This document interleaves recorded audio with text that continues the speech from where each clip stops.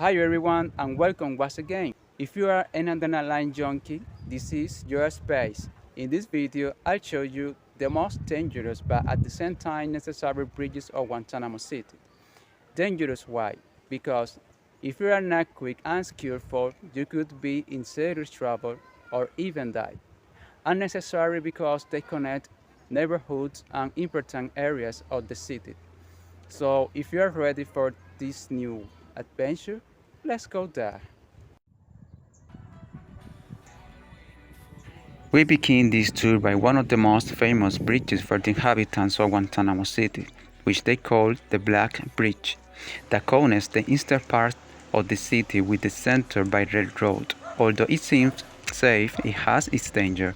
As you can see, it has a small sidewalk for people to walk on. It also has three light guards at the beginning, another in the middle, and one at the end of the bridge. This is very important for the people who walk through here, because when a train passes, if the lifeguards don't get to it in time, the train due to the space it occupies could pass very close to the person and hurt them. And if their clothing gets scuffed on a protruding piece of the train, this could be fatal. It is one of the longest railway bridges in the city, allowing freight and passenger trains to enter from other provinces and nearby towns. Those who choose to cross this bridge save more than 15 minutes of travel time if they want to reach one of the city's central areas. Like almost all the bridges, it also crosses one of the city's most important rivers. Here some people ride their bicycles because of crossing so many times.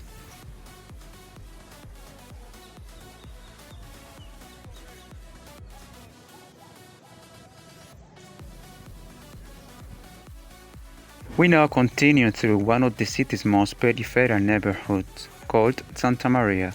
As you may have noticed, the small bridge I showed you crosses the river when it is swollen, leaving the people living on the other side cut off. They are forced to cross this railway bridge, which is also less safe than the previous one. If a train surprises you, you have to stick very close to the railings and hold on tightly, since a passing train causes a strong vibration. You also have to be careful that one of the protruding pieces doesn't get caught in your clothing. Many who have been surprised by a train here already have some experience and climb onto the railing. The residents of this area cross this bridge with great confidence and speed due to the frequency with which they do so daily. They walk here as if they were on a normal sidewalk. On the contrary, I take my time.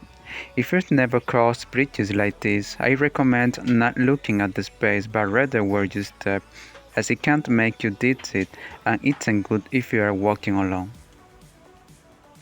An example of how quickly people here cross this bridge. Do you see that man walking so fast, using the rails to carry his bicycle? Yeah, it's like a sport for him.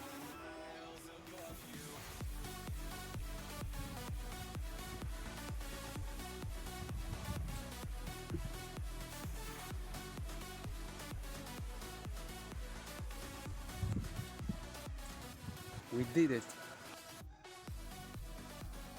This is one of the peripheral neighborhoods connected by the bridge we just crossed, and this serves as a shortcut for those who live farther away.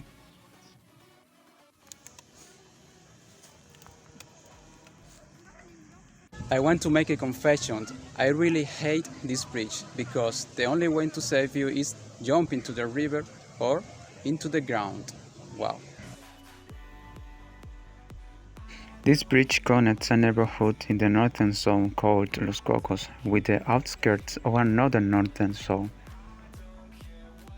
Well, I can say without any shame that I respect this bridge because not only it is long, but it has nothing to protect you if you get surprised by a train.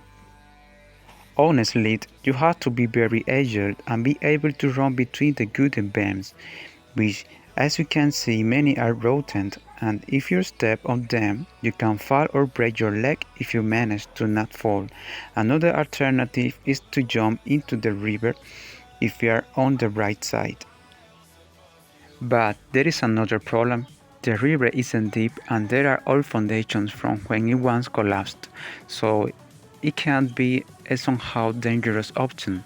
Another way to save your life is by jumping to the ground, but due to the height of at least 10 meters, that's not an option either.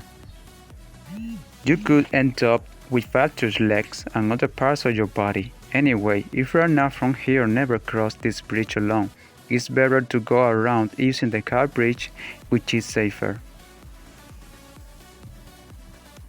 As you can see, the crossings are very separated from the rest. This is also a very dangerous thing on this bridge, where people have had the bad experience of being hit by a train, and others have sadly died.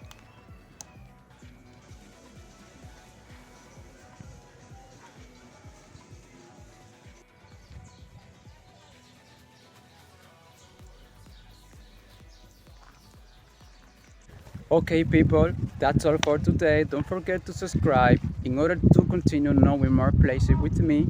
Thank you very much and see you next time.